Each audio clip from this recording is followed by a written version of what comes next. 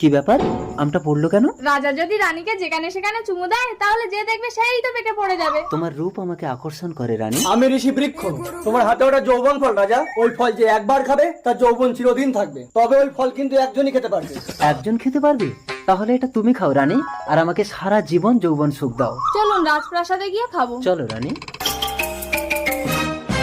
মন্ময়, এটা যৌবন ফল আমার স্বামী আমাকে দিয়েছে। আমি চাই তুমি এটা খেয়ে সারা জীবন আমার যৌবনের স্বাদ মেটাবে। ঠিক আছে খেয়ে নেবো। মন্ময় খাবে কিন্তু, আমার স্বামীর থেকে আমি তোমাকে বেশি ভালোবাসি। মুক্তা ভাই, তুমি আমাকে সব থেকে বেশি শারীরিক সুখ দাও।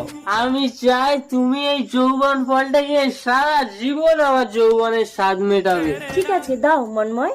না, এই যৌবন ফলটা খেয়ে আমাকে সারা জীবন শরীর বিক্রি করতে হবে? অসম্ভব। না না, এই জঘন্য নোংরা কাজ আমি আর করবো না। এই যৌবন ফলটা রাজামশাইকে বিক্রি করলে আমার অভাব মিটে যাবে।